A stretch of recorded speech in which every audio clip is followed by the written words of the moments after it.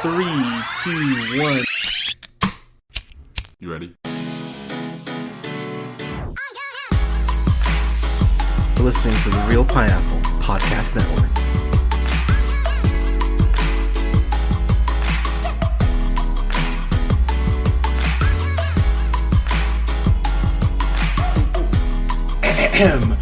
Good evening, everybody. Thank you so much for listening. This is The Real Pineapple. This is your Triple H here, your humble host Hunter, as it were. And the look on my guest's face was priceless right there. Solid wrestling reference, just saying. But I am joined by fellow podcaster, frequent contributor to Real Pineapple. You can also check out his own podcast, On the Fly, with KJ and OJ. OJ, how you doing tonight, sir? Humble. I'm good, man. I'm good. How are you? I'm good, man. We got so this is one of the few weeks. It's weird that's Labor Day weekend too, but there's nothing coming out this week. There's nothing. I was looking through film calendar and there's Jack. Yep. The next big thing is It Chapter 2, which we will review. I do not know if I'm going to see it. So, if you guys haven't listened to the podcast before, first off, welcome. If you've been with us for a minute, you know that out of the nearly 400 reviews we've done, the one movie I've sat in on for review for that I have not seen is It, because I'm definitely afraid of clowns. I think they are I would say the second scariest thing. Mimes creep me out more just because of the silence. So it's like mimes. It's like a 1A, 1B. You know what I mean? I get you. So that mime in Eurotrip is one of the greatest villains of all time. But so I don't know if we're like I said, we will have a review for it. Don't know if I'm seeing it. I might sit down because I'm actually leaving, going out of town with fellow Real Podcast member Colin, and we're seeing Scott. Yay! So we won't have any reviews up this next weekend, but I'll have reviews up on Thursday night before I leave because I want to give you guys something to listen to over Labor Day. You're welcome. But what we're talking about tonight is talking about the boys. Boys. Yeah, not a rap group, by the way. Not like Boys No. I mean, that's what I thought. I was disappointed when I watched this. I was like, "Where's Jeezy? What the hell?" But hey, to be fair, these boys could hang in the hood. So neither one of us read because this is a series of comics. Yep. I'm gonna say right, and yep. It's a Gaiman. Is it Neil Gaiman? No, it's Garrett. Oh gosh, Cage is gonna kill me for not knowing this. It's like Gareth Ennis or something. I was like, yeah. Oh my god, why am I blanking on the guy's name? I think it is Gareth Ennis. Isn't it Garth Ennis? Garth Ennis? Yeah, Garth Ennis. Yes, Garth okay, Ennis. close. Yeah. You were close. Go us. But so I have no, as nerdy as I am, I have no context or any sort of really understanding going into this. This is a Amazon exclusive, and we got to talk about it here. Unfortunately, they canceled the other big comic book show, which is The Tick, which breaks my heart. Hopefully it finds a new home, and we'll have that reviewed by the end of the year. But the thing about The Boys I found really interesting is that it's very much that evolution of something like Kick-Ass. It's like Kick-Ass, but more for adults, because there's no like hit girl character where you go, oh, kids will love her. You know what I mean? It's very much a look. This is, and the show, to its credit, does lay its cards out on the table pretty early on, in the sense of this is going to only get darker. If you're not okay with that, you should probably turn back now. I mean, the first episode pretty much goes, hey, this is what it is. Are you cool with that or not? And so I give the show credit for just having the guts to just kind of throw it all out there like that. I will say, too, man, this is a disturbing but at points brilliant show. Kind of your thoughts as far as like what you thought going into this, because I know, like I said, you didn't have any comic context on this. So right, I was, like anything that is got such a source material behind it. you question if it's going to be good or how it's going to land or anything like that. I heard this was some next level shit. I kind of didn't believe it until I saw it. And then my mind was kind of blown with it. And I gotta say, man, this is really well written. The dialogue is amazing. The acting is fantastic on almost every account. I mean, I can't think of anybody who phones it in. Can you? No, I thought everyone in this, and it was going to really come down to. I think there are a couple characters that will hit for people more than some other characters do. I think Starlight. She's my personal favorite. She's brilliant. She is brilliant. I do want to say that. Yeah, I thought she was the genuine best part. But we got to talk about your boy too, because we both love this man. We were both fans of Dredd, which we have not reviewed because it was before the channel was a thing. But damn it, we're gonna have to go back and review it. Karl Urban plays Billy Butcher, and he's your favorite, right? Overall, oh man, it's hard, dude. I think Homelander is my overall favorite. Okay. But, man, there's so many characters that I really like in this show.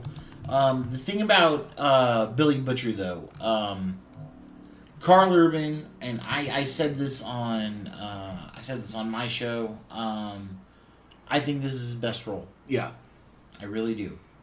He fucking just hits this home. Now, because I will counter, why is this his best role for you? I think this shows him a darker, more complex side that you saw previously. Okay. Dredd, you don't really go dark with it, as it is more... He's just more of a dick, kind of with a conscience. Yeah. Yeah. You know what I mean?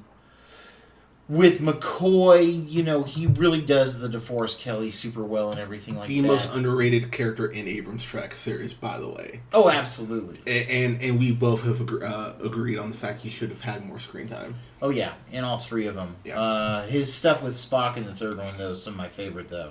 Masterclass, love it. But I think this really sticks out because this kind of character, if you put anybody else in the role, I don't think it lands quite as well. And that's what I think makes it his best role. Okay, I mean, so I will say it's still Dredd for me. And that's cool. But after watching this, the gap is so close. I'm not giving you kickback on it, you know what I mean? But you could make an argument for either character. I agree. Because you could make an argument for McCoy, too. You could. You really could. It's 1A, B, and C. Yeah, but... And he had that show Almost Human, and not just on the wrong network, by the way, because it's Fox and Sci-Fi. If that was on FX or Showtime, that shit would have been like a bigger hit. And I kind of hate that show got canceled. Granted, we got Dredd because of it, but yeah, I really liked Almost Human. I was like, oh, it's a cool concept, and of course, wasted. But while cheesy as fuck, I do like Doom. You do like Doom. You're like I do. Yeah, like I like Karl Urban more than I like The Rock in it. I think it's stupid all the way around. It is. And I like the first person shots in it and everything. But that was my first introduction to Karl Urban was Doom. Really? And I was like, who is this guy? And I was like, I'm going to remember this. You know what I mean? Yeah. And then he ends up being McCoy. And I was like, oh shit. And then you know what I mean? It kind of just goes from there. And I was just like, I dig all of this. This is going to be great. And he's quickly become one of my favorites. And... I mean, I'm sorry if I'm going to put you on blast, man, but you laid it out during when we were watching, episode 2? Who you think he should play in the MCU? Oh, yeah, so... this is all you, man. So. Yeah, so there's this scene in the second episode where they go to this... I can't remember the name of the club, but it's like it's a... soup hangout sort of thing. Yeah, but there are people there's this one guy there who is able to... He's basically the Mr. Fantastic character, and he basically wraps his arms and gives these two guys a hand job at the same time, and you're like, oh shit, again, if by episode 2 you haven't Run for the Hills, then you know where it's gonna, it does get darker and more fucked up, by the way, but there's this shot because you get Karl Urban and he's bearded, and bearded Karl Urban might be my new favorite Karl Urban because he looks great with a beard. Like, oh my god, it's great. He wears it well. He really does. If my beard can ever get to that level, I'll be very happy. But But Billy Butcher, though, he gives this guy this look. And I remember I looked over at OJ and said, dude, he should be Wolverine. And OJ actually pauses the show, looks at me, and goes, oh my god, he should be Wolverine. And we just started talking about Wolverine for 5 minutes and then got back to the show. But I love that casting idea. Karl Urban should be Wolverine. yeah, I think he would be fantastic. And he's not. How old is Karl Urban? He's in his 40s. Is he really? Yeah, man. Really? 72. Yeah, that's So that's 47? Because yeah, June? Yeah.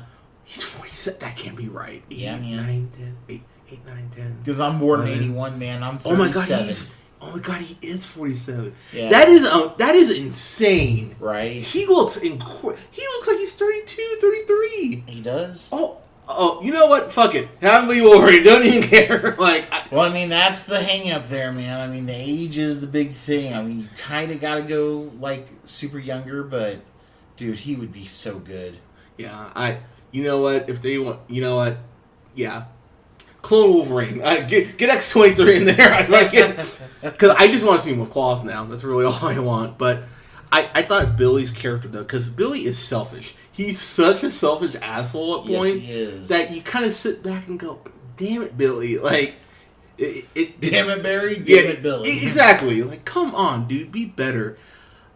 But you find out that he hates soups. That's what they call superheroes in here, is soups. And I will say his reasoning for not liking soups, it's justified, or is it? And we will get there. So I'm gonna go through the rest of the characters here. Jack Quaid plays Huey Campbell, who's he's like James McAvoy's character in Watchmen, or in James McAvoy in Watchmen. That would have been funny. No, in Wanted, where he's just has a 9 to 5, a geek, has this girl that. Honestly, for as nerdy as he is, I'm like, man, the sex must be great because he's so out of his league.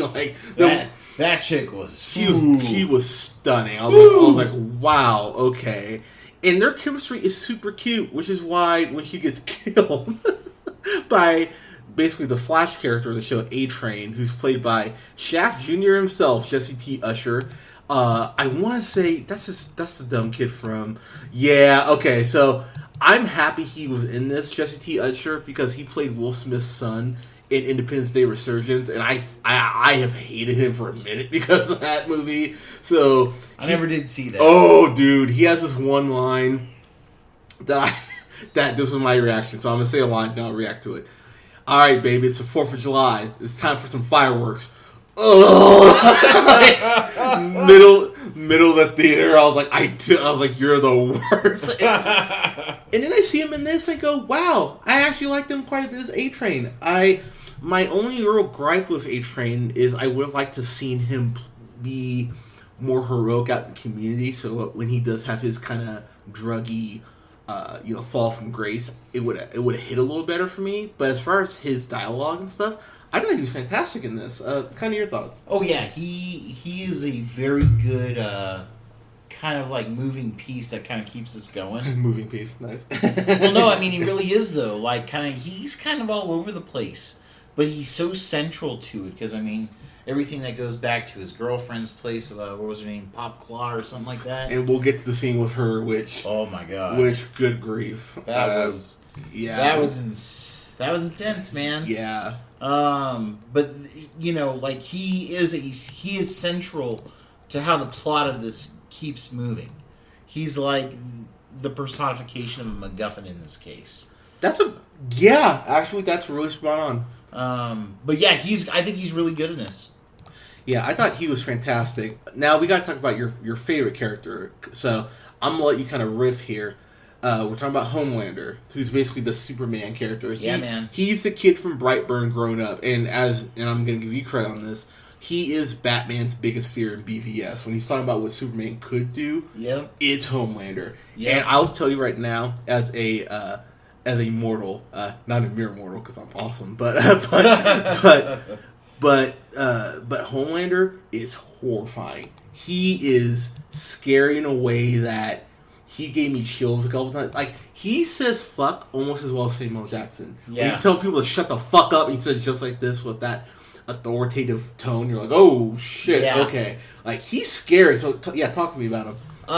This guy and this character is fucking brilliant and disturbing, and all of that all wrapped up into one. In my opinion, one of the freshest villains we've had in a while. Yeah. In kind of any aspect, because he's such a dick. Like it's hard to explain, man. Like, kind of like in like movie franchises, like you try to establish like a villain moving forward as someone that you can go back to and like pull out when you need to kind of keep some shit going. You do it in TV a lot and everything like that. I kind of thought, how do I put this? Sorry, hold on here. He is psychotic.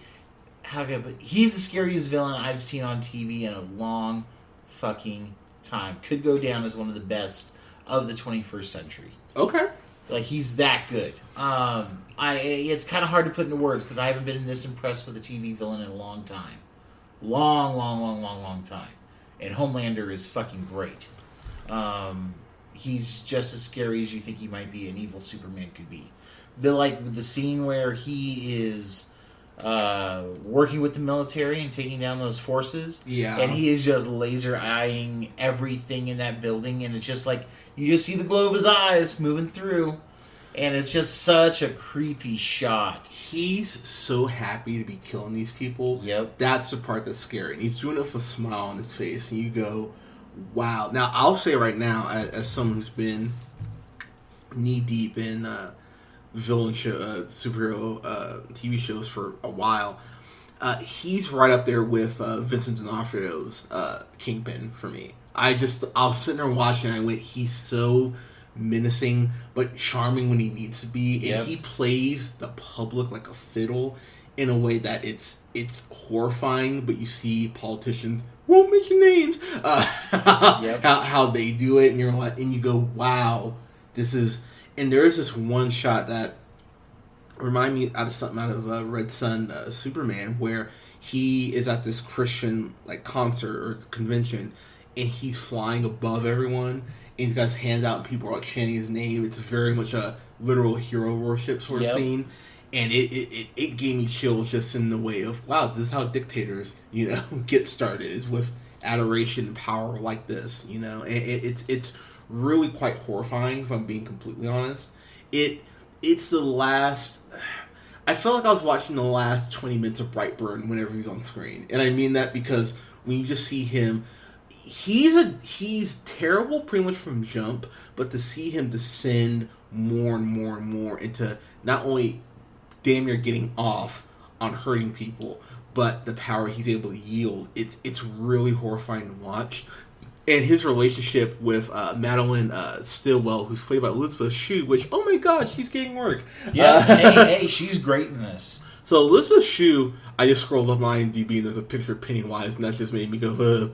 But Elisabeth Shue's Madeline Stillwell, I will say, OJ will tell you, it takes a lot to creep me out. The scenes between Homelander and her, it's like they're role playing a like a stepmom, like stepson sort of fantasy, because there's a scene where she just had a kid when the show starts, and so she's breastfeeding at points or pumping during the show, and so there's a scene where you see Homelander looking at this painting, and Starlight comes over and goes, "Oh hey, I'm gonna go to bed, good night," and goes good night. And it's a picture of himself too. Yeah. And which is a weird thing to kind of walk up on, right? Because he's just staring up close at this picture of himself. Yeah, but it's her office on the other side, and you see him just using his X-ray vision to watch her pumping, and it's just it made me so uncomfortable. And then there's the follow-up scene to that where he's sucking on her titty. Yeah, where she knows, like, oh, she calls him on and goes, oh, you've been spending a lot of time at that painting. You just come in here. And so she sits down on the couch and he lays down on her lap and starts sucking on her, like, lactating boobs. And you're like, oh my God. Like, that gave me chills. Like, not in a good way to before people go like, but, no, not in a good way. But it is just, it's unnerving. That's the perfect word for it. It's very unnerving. Yeah. And especially the direction it goes, because she fucks him later on. Yeah. And then what he ends up doing to her. Yep. Like, it's a true descent, because I think it's funny how you point out that those levels of steps going further and further away. He took away, like, the one thing that he cared about the most until he found out, and you know what it was? When he found out, is it okay to talk about the end spoiler? Oh yeah, we're going full spoilers on this. Alright, cool. So, I think what happened, because you know how he goes from, giving a shit about Elisabeth Shue to Madeline, sorry. Yeah. All the way to what he ends up doing to her, which is, spoiler alert, folks, lasering her in the fucking face. And not just in the face, but intimately, like, kissing her before, looking her right in the eye, and then doing it. Right. And just, like, it melts her fucking face. Like, it's really grotesque. It's straight out of Raiders, to be completely honest. Yeah. Like, it's very similar to that. I think it's funny how it jumps to that. Because I think because I don't think it does if he doesn't find out that he has a son. Okay. You see what I mean? That's fair. Because he was the son, kind of, who's kind of fucking his mother, which is this whole other thing to begin with, because, that scene was creepy when she just got on top of him. Yeah. But, like, going from being the son to being not the son, you know what I mean? I get that. Since he has that role and responsibility in front of him. Yeah. Because, spoiler alert, folks, because that's a big hiccup at the end of season 1. Which we'll get to. Oh my God, though. Because of all that, I think if he doesn't know that, he doesn't kill her. And I think that's a very fair point. What I did find interesting about that whole scene is how this is very much Tony Soprano. Like, I watch a little bit of Sopranos, but this is very much Vic Mackey. This is very much Tony Soprano. This is very much Walter White, where Billy Butcher really is arguably the biggest villain in this show, because so much of his selfishness is bringing down the lives of everyone around him, to a point where the fact that more people didn't die is kind of amazing when you kind of think about it. Yep. But you think about how all their lives are affected and are damaged to the point of really no repair, to be completely honest. Like, because you look at Huey Campbell, his dad, played by Simon Pegg, which me is just really happy to see Simon Pegg. I just love seeing Simon Pegg. Hey, I'm glad he gets work, man. And I get, apparently Simon Pegg is actually, his likeness is used in the comics for the Huey character, but Simon Pegg's a little older now, so. Right. So I get that you can't have him play Huey, but we got Jack Quaid, and Jack Quaid is, is Dennis Quaid and Meg Ryan's kid. Yep. Which whenever I saw him on screen, I'm like, God, that's weird to think about. You know what I mean? Because, they didn't end on the best terms. But, so, I gotta give him a lot of credit, because for an actor I wasn't familiar with at all, I was kind of sitting there like, all right, rookie, what are you gonna show me, He stepped up. And he knocked this out of the park for me, because he is, this is a compliment, I promise. He is the most intelligent version of Hugh Grant possible. And what I mean by that is that he has that stuttering, kind of unsure way that he delivers his dialogue. He has that shit down by the end of the season. But then you see him become more confident, and, the way he's talking to Billy and everything. It's a really cool transformation to see. But then when he has to go ahead and get pissed off and, and really step up and do shit, you go, okay, like he's earned his stripes. The first kind of big action scene is with Huey, Billy, and this member of the Seven, which is like their Avengers, their Justice League, which Homelander is the star of. the character's Translucent? Yep. Yeah, Translucent's the name of the character. And bless you. Thank you. And Translucent, who's played by Alex Hassel, you don't see him a lot, but he's a peeping Tom or a peeping trans. Yeah. He's a bit of a scumbag. Well, they're all kind of a bit of a scumbag. And I think that's, if there's anything, I did find myself struggling a little bit to attach to anyone that wasn't Starlight. I attached to Huey a little bit, but everyone in the show is so, and I think to an extent, like, I attached to Frenchie. Okay, that's fair. Because Frenchie gives a shit. Frenchie does give a shit. Who's played by Tomer Capron is what I'm going to go with. He is probably my favorite character in the show. I thought he was just charming, real about who he is. I mean, he's a murderer. He has this conversation with Huey about the fact that, look, I've killed people, and every single one of those people who I've killed, it sticks with me. It's kind of similar. It reminded me of Buffy when Angel's talking to Buffy about, she asks how many people he's killed, and he says like 300 or like no, I think he says like thousands, and he goes, I remember every single person. And you go, oh shit, that's dark. They kind of do deep dive into that about how he is a killer, and I really actually appreciated that. But I thought Huey and his relationship in particular, because I think if you only have Billy and Huey work well together, the dynamic of the whole boys concept takes a huge dive. So it was really cool to see Huey and Frenchie's relationship work as well as it did. Agreed. And the brother, Laz Alonso, God, it's a black name.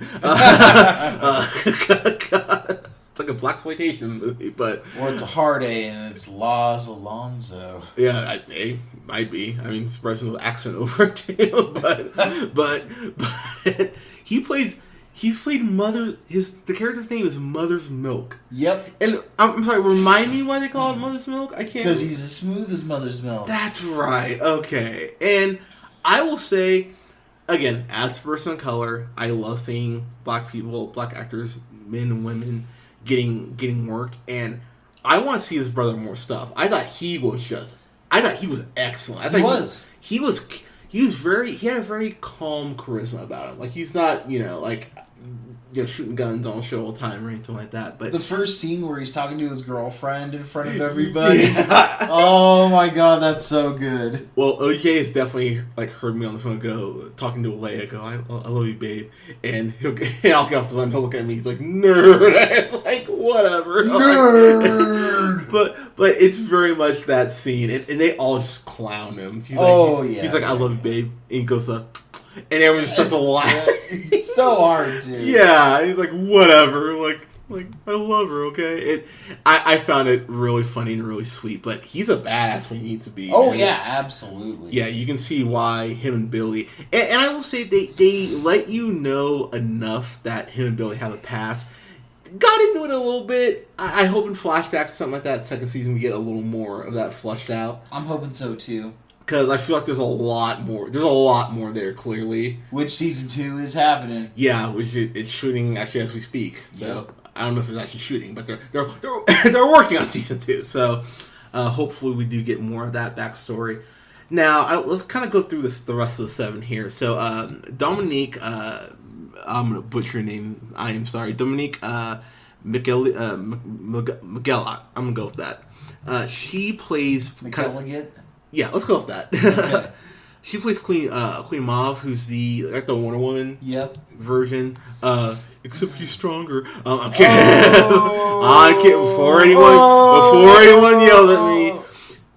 House of Cards. That's where I recognized that was gonna drive me fucking nuts. Okay, I knew and Helen Wheel. See, I knew I'd seen her before.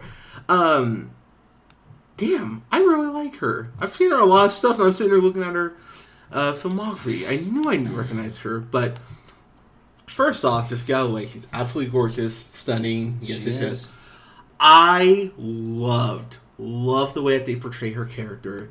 I just wish I got more of it, because she's very much that female cornerstone of the 7, and you find she's got a lot of demons. Like, she was in AA at a point, they say. You find out she's at least bi.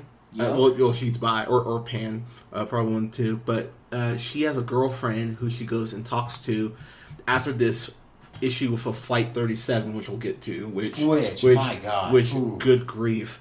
But you find out that there's a lot more to her than the show really lets on at first. I just wish I got more of it, because so many of the scenes between her and Homelander have a lot of weight. But I think they would have more weight if her character was better developed. Kind of your thoughts on that? I agree. I would like to have seen a bit more, like, they reference a past relationship between Homelander and Queen Mauve that I would have liked to have seen something on. They only really show it for 2 seconds. Yeah. And it's the setup to one of the major plot pieces that's revealed later on. But it's still one of those cases that you go, where's more of this? Why aren't these two together? Like, what were they like, you know? No, I agree. The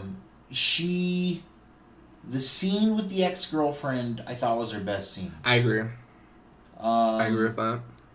Actually, both scenes. Yeah. Because the follow-up where the girlfriend shows up on set to confront. Oh, yeah, and they're still filming like assholes. Yeah, I still think that's going to come back next season. Oh, absolutely. Because they were still filming. Yep. Oh, yeah. The fact that there were cameras there, you know, that's a very unresolved thread. That's like, we're leaving this hanging out there for a reason. So going through the rest of 7, Chase Crawford, which I was shocked when I saw Chase Crawford. I was like, what? I was like, because when I see him, I think Gossip Girl, because a girl staying at the time loved that fucking show. So I am unfortunately so much familiar with his character Nate. So seeing him in here playing the Aquaman character, except tougher. Oh, I know. I'm just trying to rile people up now, but he plays the Deep, so he plays the Aquaman character. And first off, I thought the costume design on all the heroes' suits was great. Yep. I mean, it's very real world for it being so fantastical, as it were. But the Deep's costume looked really cool, actually, and especially for like an Aquaman. Yeah, right? I mean, and OJ will tell you, because we watched the show together mostly, I got he actually showed me the first episode this past Thursday, so, pardon me, so, I'm sitting there watching it, and Starlight gets, Starlight? Yeah. Starlight gets accepted into the 7, and so she's super excited. She goes to the Hall of Justice and meets up with the Deep, and so he goes, okay, pleasure to meet you, and so he's kind of showing her around, and she goes, oh, well, he kind of makes this offhand comment going, oh, you, like, all the girls love Homelander, you probably had a poster of him up in your room. And she goes, no, actually, I had a crush on you. And not 30 seconds earlier had I said, man, I like the Deep, he seems cool, and the moment she says that and turns her head to look at something, turns back around, he's a drop trout, as it were. Yep. And it's just this dick out. And I'm stroking it. Yeah. Getting himself hard. And I'm just sitting there like, come on. Like, not literally, but but it's like, damn it. Like, the girl's been there 2 minutes and your dick is out. And so she freaks out, as you would. And, you know, and then, you know, Aquaman Louis C.K. goes ahead and goes, oh, what? Like, you had a crush on me. What's wrong? It's like, you whipped your dick. You know what's funny? It took me back to that How I Met Your Mother episode where I went, when that came out, people were like, oh, it's funny. I'm like, you get that's like exposing yourself, the whole naked man thing, right? Like, no, we're not going to talk about cool. So, of course, she freaks. And I can't, so she doesn't run out because he goes, oh yeah, I can tell everyone in the 7 that you're crazy. So he starts because the monitors get broken. Oh, that's right, because she uses her powers. Yeah, he's like, oh, you threw me into those. Derp-a-der. Yeah, which great look, by the way. Right. So he gets his comeuppance, though, in a way. So I will say, too, the Deep, he's developed a little bit. They kept him alive, so I feel like he'll come back at some point. It's going to be interesting to see what they do with him, because I found him very pun intended, pretty deep, all things considered. For the limited amount of screen time they had with him, they maximized it. There's a scene that he has where, because he gets banished to Ohio, Sandusky. Yeah, Sandusky, Ohio. Which they make the guy who's running like his room there makes a point to go, at least we're not fucking Akron. It's like, damn. Right. Take that, LeBron. Yeah, yeah. School what? But it's fun. It's crazy though, because he ends up in this house or just in his place. And he's a good-looking guy. Chase Crawford's a very handsome man. Yeah. So, of course, he can pull some fishtail, as it were. And, in a place like Sandusky, Ohio? Oh, yeah. He's standing out. Oh, yeah, man. Yeah, I mean, if this was San Diego, it might be a different story, like L.A., but he'd still do good. But he meets this girl, and this girl is clearly into... I don't know... They don't say she's into, like, superheroes or just into pain. Mm-hmm. I'd probably lean towards the latter. I feel like it's the pain part. Yeah. But she ends up taking his shirt off. And it's funny that something I didn't even think about. When you think about the fact that he doesn't take off the costume, I went, the gills, that makes sense. Complete sense. Why he normally would leave the costume on. So she makes him take the costume off, and she starts digging her fingers like she's fingering his gills, and you're like, oh my god. So he's like, this hurts, to a point where he's damn near screaming, it hurts, and she's fingering herself while she's fingering his gills and causing him pain. And to say it's uncomfortable would be a really mild understatement, because I was squirming, like OJ will tell you, I was squirming. I was squirming too, man. We both looked at each other like, what the fuck are we watching? Like, this show this is not for the weak of heart. Yeah, and I'll say if there is a complaint, because stuff like that I can handle it most of the time. I mean, I think my threshold's pretty high, all things considered. But there was some of the violent shit that I just went, I didn't need to see that, and that's a little much. Pop Claw? Pop Claw, yeah. Yeah, Pop Claw that we mentioned, who's A-Train's, not the wrestler kids, but who's A-Train's girlfriend. She's fine. Yeah, my god, she okay, is hot. So yeah, Pop Claw, the actress who plays her, Brittany Allen.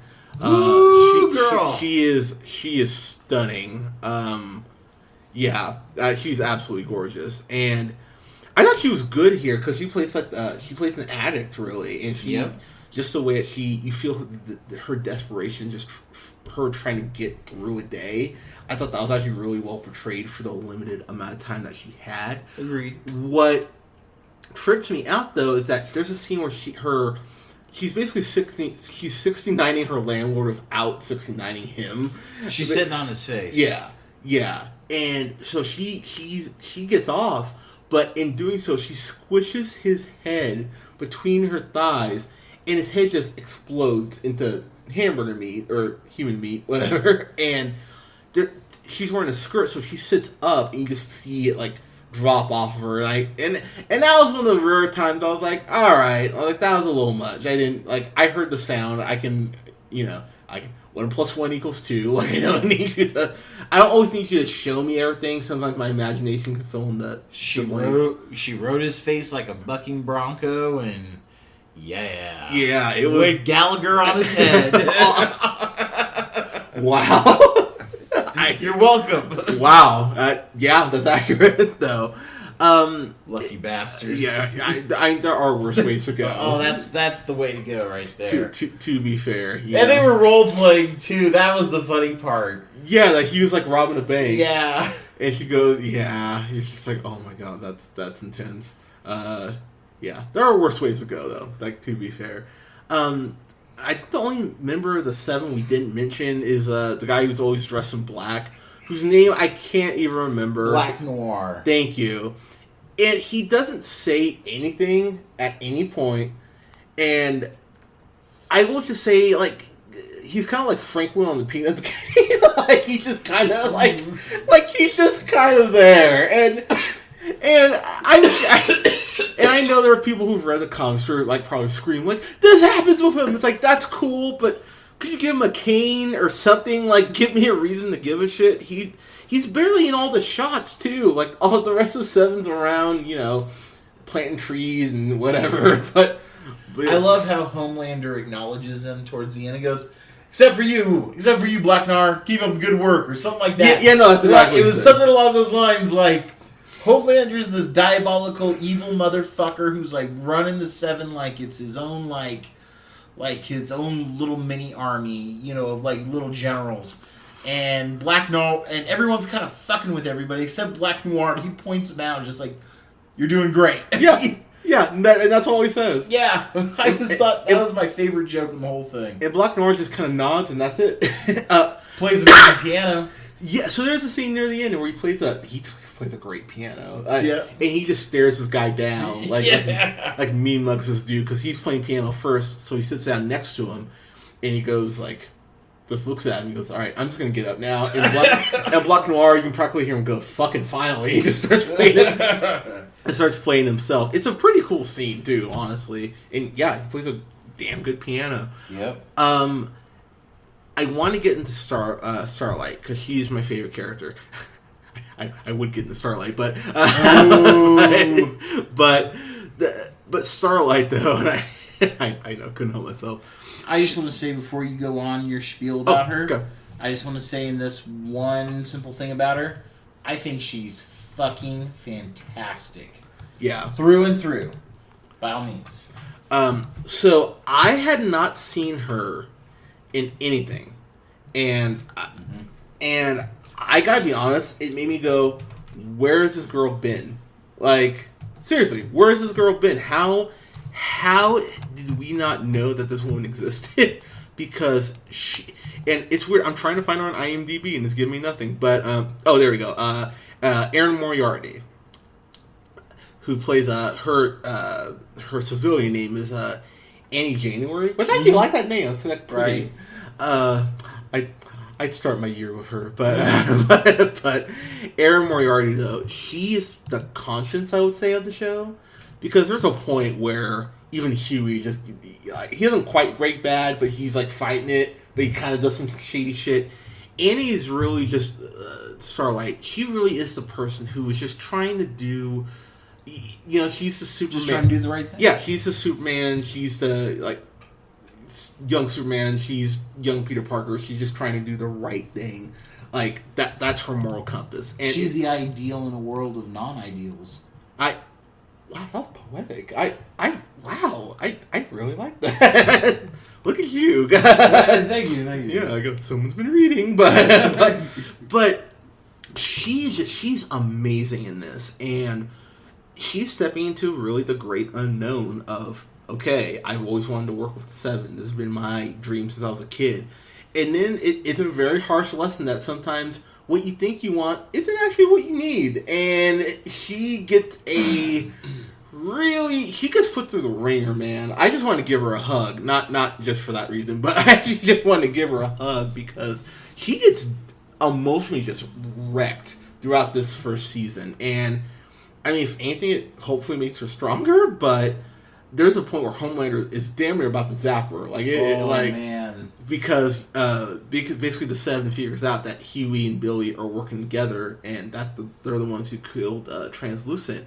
And after that, it really is just a collision course of when the Seven's going to figure it out. And when they do, and everyone who's helping Billy and Huey is basically, blacklisted, they find out she's been fucking him. Yeah, they find out that Starlight's been fucking Huey, and it's one of the best tense confrontations I've seen anything in a while, because Homelander basically looks at her and goes, if you were standing in my position right now, what would you do?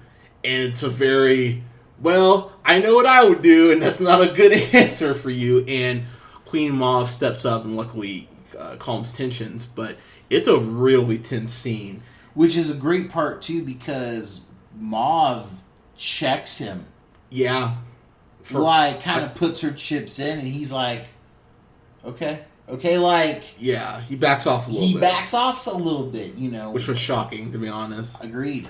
But she has to go through, she's a character who has to go through the most emotions in this, so she has to go from being that very naive, small town girl to new member of the Seven, to falling in love, to feeling bitter to realizing that her whole life, what she thought it was is a lie. Because the big twist on this, which I thought, bravo to the show, which I thought was so brilliantly done, is that the corporation, was it Vogue? Vought. Vought, thank you.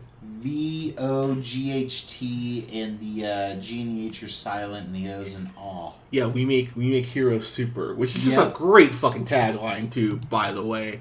But you find out that that Vought has been Vought basically is drugging children from the time they're born, like early to like 3 months. Yeah. I think even earlier than that. Oh, yeah, because that one kid's like a newborn. Yeah. Yeah, so these kids, as soon as they're born, are basically being injected with this the equivalent of steroid. Like, imagine kids getting injected with Bane's venom. Kind of think about it like that. Like, that's basically what it is. And so it's That's really, I like that. Thank you. Like, I mean, it's very much Bane's venom. It's Marvel, it's Terrigen Mist, the X gene, whatever you want to call it. That's what it is here. And so basically you find out that this corporation is continuing to just keep heroes, in the loop and continuing to grow essentially more heroes. But then you find out that Homelander has been taking that same drug and putting it in different spots in the world so that there are more villains too. So there's always going to be a hero-villain dynamic, so that their existence is also kind of like almost insured. Yeah. Like, what else are you guys going to do against these guys? We have to take them down. Yeah, and it's me and OJ were talking about off mic. It's a brilliant fucking plan. It's evil, but goddamn is it brilliant. Like, when you sit back and take a step back and think about it, you go, yeah, that works. Like, it's evil. It's so incredibly evil, but it's so incredibly brilliant at the same time. So I actually had to give him, like, credit for being that diabolical in a weird way. Yeah, and he certainly is that. Homelander's a twisted sumbitch. Yeah. And I want to say, too, the showrunner of this, and I want to give him huge amounts of credit because he's wonderful. Eric Kripke, who he actually wrote one of the movies that was one of our favorites last year. He wrote The House with the Clocks on Its Walls. No shit. He did the screenplay on that. All right. And I was like, good for you, man. Because that was a fun movie. That was a really fun movie. If you have not seen The House with the Clock on Its Walls, I have not reviewed that. We should review that. But damn good movie. Great movie for for not like 10-year-olds and up. Yeah, I would say 10 and up. Because there's some scares in it. There's some shit that actually even caught me. I was like, oh shit, okay. But he did a hell of a job with this as a showrunner. And kind of just going through here, because I want to finish up with Starlight. Her big moment for me, or there's two. There's two for me. One, she has a scene where she's her civilian self, Annie, and her and Huey have this conversation on a park bench. It's a great scene. And I want to say it's episode 2, yep. I want to say. Mm-hmm. And it was pretty much that scene I went, all right, show, I'm all in. Like, the first episode's great, do not misunderstand, but, I think everyone has that moment from a show where you go, all right, I'm loyal to this until it gets shitty, and at no point does it get even close to shitty, so don't worry. But that was the moment I went, all right, show, I'm with this. Like, I am with this. When season 2 comes out, that'll be first day, I need to set shit aside to make sure. Watch some boys! Yeah, I get through it. And the second scene that really sold me on the show, and on Starlight as a character, there's this scene where she ends up at a Christian, like a Christian conference, basically. And everyone's sitting around in a circle, and they go, hey, and so the audience is asking her questions, like, oh, hey, have you tried drugs? Have you tried this? And so one girl asks if she have a boyfriend. She goes, well, yeah, I did have a boyfriend. And the next girl asks her, well, did you ever have sex with him? So she's about to clearly say yes. At best case scenario, said we did some hand stuff, but so the guy who's running the little group basically looks at her and goes, shut the say your version. So she of course goes, well, yeah, actually, I'm a virgin. And so he goes right into, I want to say it's Hebrews 4:12. I believe that's a verse, don't quote me on it, but basically says, like, oh, the sexual immoral will burn, something to that effect. Uh-huh. And I will say, I will try to keep this rant short, it is such a picture-perfect screenshot of religion and how religion at many points is handled. Because I'll tell you right now, if I was teaching at church still, and someone asked me, "Oh, like, have you smoked weed before?" Yeah, constantly. Weed's great. Like, once you're legal and you can try it, I would recommend trying it. It'll help you relax. But especially the way sex is handled and talked about in the church, it's very apropos of how it was talked to me about for me growing up. How churches were like, "Hey, don't you do it." Don't you even look at your dick. God's watching. But it's very much that sort of shame factor to it. And so she gives a speech where they have the very stereotypical Christian music playing in the background and all that. And she just kind of snaps, to be honest, and kind of goes, I can't do this anymore. Yeah. And she gives a speech that, if you haven't watched the show, I want to say it's episode, I want to say it's 5? 5 or 6. Yeah. One of the two. And it is such an empowered, honest, and brutally raw speech that I went. Me and OJ and I here. He's a bigger one than me, but we're fans of Shakespeare. Like, and not just Shakespeare, but the concept of just giving an actor a script and going like, "This is your stage, go." And that's clearly, literally, and figuratively what they did. They said, "Hey, Erin Moriarty, here's your stuff, go." And we're going to just shoot it and not give any cues or anything. And she hit such a home run. I was actually choking up by the end of the speech. It was like, wow, okay, girl. She shorthand basically says that no one knows what they're talking about. We're all just trying to be better people. And I remember sitting there going, yeah, that's pretty accurate, actually. And it's such a beautifully honest speech. And, of course, the HR department that they have, it freaks out, which I thought was a really nice touch to the fact that we have, this is a corporation, so they have PR about, hey, this will get you more Instagram likes, this will get you more hits, superheroes are being very much ran like a business, not about saving people, it's about promoting, and which is a very, unfortunately, dark but accurate social commentary on our world as a whole, how at points it's really, you could put the pharmaceutical business as a sub-in for this, about how the fact that it's not about curing people, it's about, staying face and stringing people along, basically, to keep getting their money. It's really dark when you break it down like that. Yeah. I want to get to the ending here, because you brought it up. So, the end of this show, the big twist, and it's done well as a twist, and it is a cliffhanger, so just be prepared to be like, oh, come on, like, because you have to wait. So Billy goes ahead and has a bomb set up to Madeline with a detonator in his hand, and so he basically figures out, which was brilliant, that Homelander doesn't have a weakness, but if there is a weakness, it's Stillwell. So he has a logically makes the most sense. Yeah, and so he has a bomb around her, and so after Homelander kills her, again, brutal as hell, he basically goes, fuck it, and hits the detonator, and the screen goes bright, and you're like, oh shit. But then the next scene, you see Billy, and he's outside, and Homelander's over him, and he goes, oh, you're welcome for me saving you, by the way. But they're in front of his...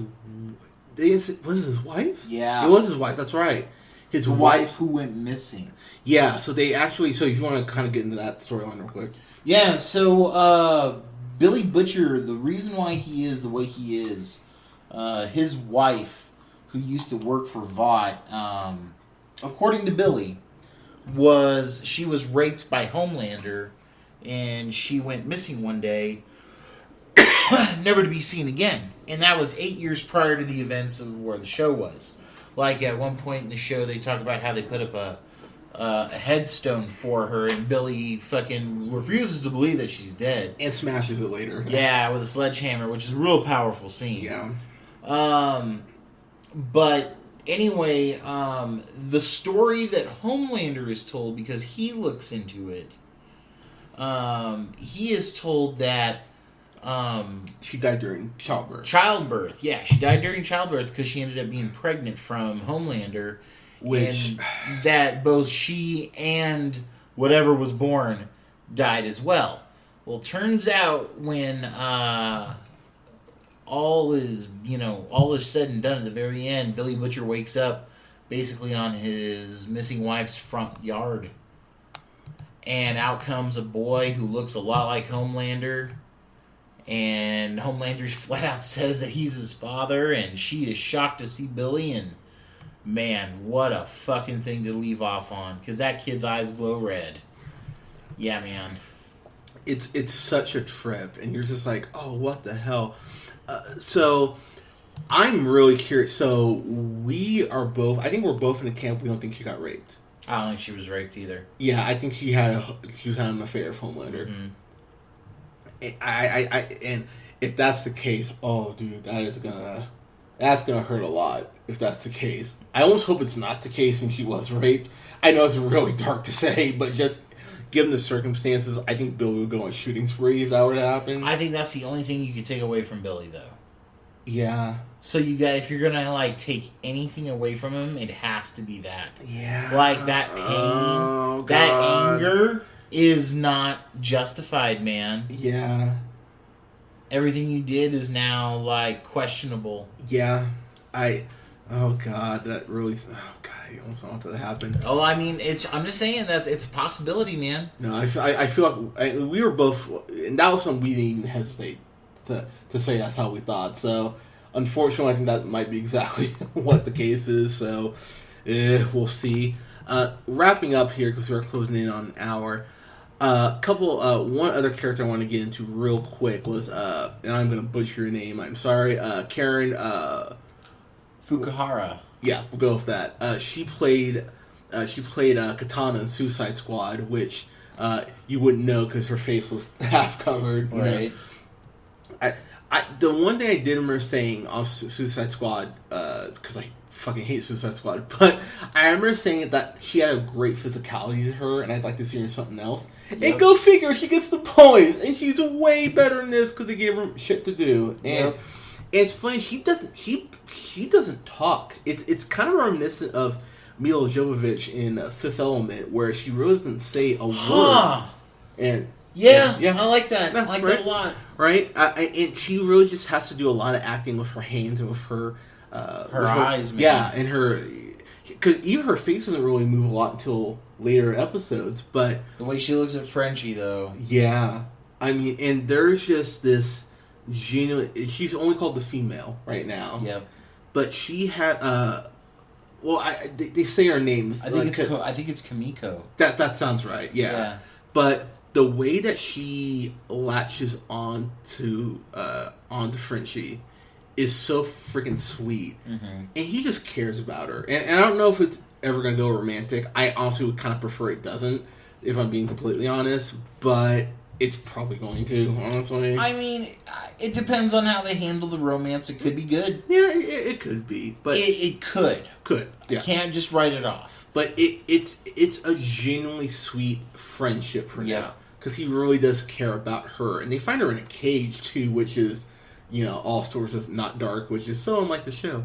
But she has, a very X-23 sort of vibe to her, where she's just, she's Wolverine before he joined the X-Men, where she's just rabid and intense, and she slices these dudes up multiple times in a way you're like, oh my God. And props to OJ, she gets cut damn near in half, and he goes, oh man, what, she had the Wolverine healing factor?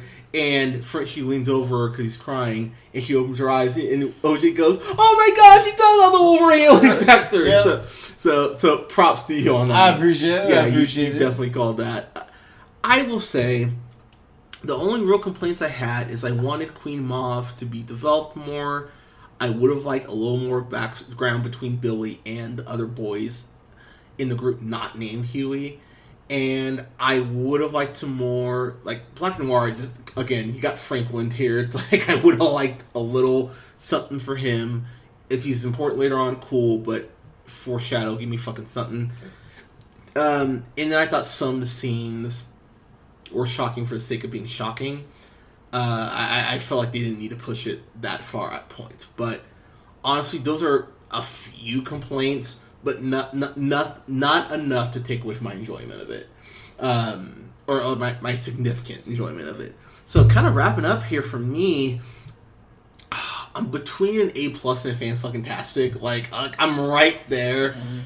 But I think about that last episode and how well that was handled, and thinking back on the show, it's weird. I don't know if I could watch this again, like, just throw it on. Like, if I started, I'd probably want to finish it, if that makes sense. Yep. Like, it's not so... But I could go back to certain scenes. Yep. And just appreciate them for what they are, knowing how it turns out. Yeah, so, just off that alone, I gotta be fair to this. Like I said, has issues with it, but for my enjoyment alone and for how much they push the envelope and just the performances I did get of the main cast, I gotta give it to fan-fucking-tastic. I think it's only fair.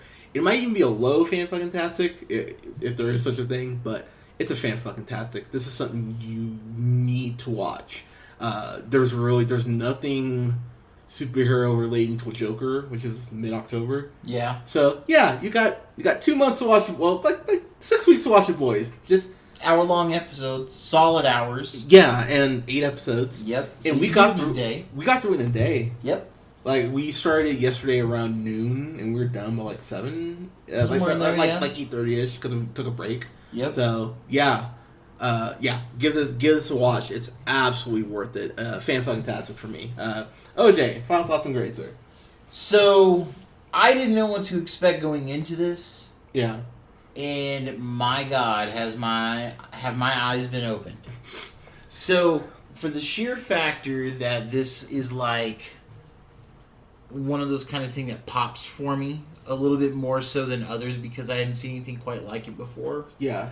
So that coupled with that I do think this is Karl Urban's best character. And I'm not knocking anything else that he does. No, I understand. I think all of them have a case for his big 3. Yeah. I really do. But I think this is it. Okay. And I think future seasons will cement that. Like, I'm saying it now. I think by season 3, I think people will be like, oh, he's Billy Butcher, man. Like, that's his fucking thing. I mean, that's what he'll be associated with first. Yep. Okay. All right. Like, if they don't do, like, an official The Boys TV show moving forward, if they don't kill the character by series end, I can see them doing a Billy Butcher solo film. Amazon only, you know what I mean? Like, send him on his way, deal with other people, you know what I mean? Like, I could see them easily doing something like that. Yeah. He's really a trench coat and a skull away from being Punisher, and I mean that in the best way. Oh, absolutely. Because there's so much mileage you could get out of that, of just having him go to a town and just, like, solve shit. Yep. So, coupled with all of that, on top of the special effects are great. Yeah, they are. Homelander, maybe my, like, favorite villain in, like, damn near anything, like, this decade. Like, it's possible. That's like, right. He has to be in the conversation. I enjoyed it that much. I gotta give this a fan-fucking-tastic, man. It's fair. Like, this was a mind-blower. Yeah. He really's up there with, I'm just thinking of best villains. I think of, like, you know, just that I can think of off the top of my head. Like, you think about, like Hannibal Lecter. You think about Denzel, Alonzo in Training Day. You think Thanos. You think, why am I blanking on Javier Bardem's from No Country for Old Men? Oh, I can't remember the character's name. You know what I'm talking about, though. Oh, but yeah. That, him. You think about Christoph Waltz in Inglourious Bastards. While I am not a fan of Inglourious Bastards, I think Christoph Waltz is fucking amazing in that movie and he deserves his Oscar. You think about those great defining villain roles.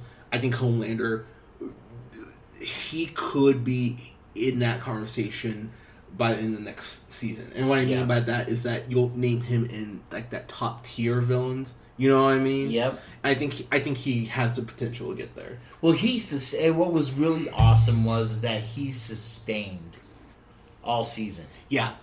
You know what I mean? Yeah, because that drop can come usually midway through a season. Right. But it's almost like instead of like sustained, it felt like he ramped up. Yep. Like he got more villainous. Like the more he just realized how powerful he was, and you're like, damn, okay. Yeah. And I give Anthony Starr a lot of credit, dude. So, he's great. But I mean, like, yeah, man, so good. Like, it looks so pretty too. Yeah, Amazon put some money into this. Mm-hmm. They really did. I gotta give Amazon props. I mean, Lord knows if this is why you up the price $10 or so for Prime, then you know what, well worth it, because at least I know my money is being somewhat spent wisely. But I will say, if I'm gonna nominate anyone from the show for a Golden Globe or for an Emmy, I would go Anthony Starr. Even though I like Starlight more, I would nominate Anthony Starr over everyone because I think, for as villainous as he was, and where the show ends with his character and the little bit of sympathy they're able to drop in. And just real quick before we wrap up here, even though we just gave our grades, I just want to talk about this one scene real quick. There's a scene where this flight is going down. Oh my god! And him and Queen Mauve are there, and basically, honestly, he's just being lazy. If we're being completely honest, like Queen Mauve points out the fact there's 131 people on the plane, something like that, yeah. And he goes, "God, I'd have to fly down and fly back up like 131 times." And you go, "Dude, you're fucking fast as hell, really?" Or the other thing, he talks about the fact like slow down the plane. He's like, "Oh, what if I fly through it? I like crash it." I'm like, "Dude, if you grab the nose of the plane, you'd have enough of an angle to just like." Drop down your hand. You mean like what Superman did in Superman Returns? Yeah. Actually, yeah, exactly. Maybe I was subconsciously thinking about that. But yeah, he's just being a selfish asshole, and so he is. This little girl is like screaming. She's like, "Oh my god, like Homelander, you're gonna save us!" And he's like, "Oh, of course I'll save you. Don't worry." And he goes, "Ha ha ha! Let's get the fuck out of here." So everyone on the plane, rightfully so, screaming like, "What the fuck? What the fuck?" And Homelander goes, "Get the fuck back or I'll laser all of you." Yeah. Oh my god. And so the plane crashes, and and that's when Queen Mauve kind of goes, okay, like, he's lost his fucking shit. And she should have been thinking that before, to be honest, but that was kind of the moment that breaks her. And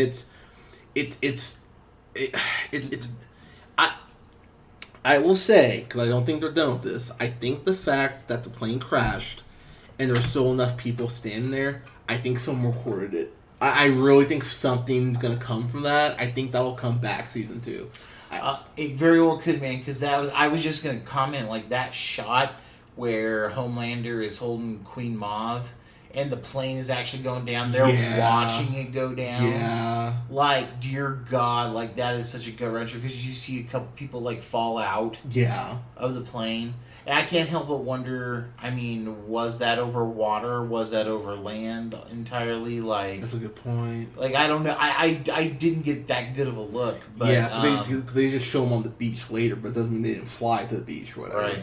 And you see that little girl's bunny that you talk to wash up on shore. It's a dark fucking scene, man. Like, there's a scene in Daredevil where Kingpin just smashes this dude's head into a car door, and I remember I was like, okay, show, like it's very much that.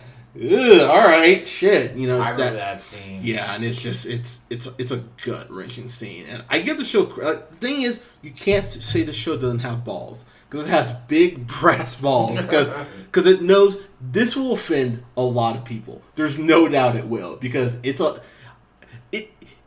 you've listened to the podcast, I'll say pretty much anything. Even I at points was like, all right, show, let's use that a little bit. But I give the show a lot of credit for even just going there. Like, just props. Props on that alone. So excited for season 2? Yeah. Oh, yeah, so they're filming it now. Hopefully we get it. If we get it next year, that'd be ideal. But I think we'll get it, like, early 2021. That's my guess, too. Is what I'm going to go with. I'll say, like, March. Yeah. So, but, guys, have you seen The Boys? Let us know what you thought in the comments below. You can go ahead and like Like us on Facebook at The Real Pineapple. You can follow yours truly on the Twitter at JHunterRealPineapple. You can follow Scott on Twitter at Nearmanthefirst. You can follow Colin on Twitter at TheReal. That's R-E...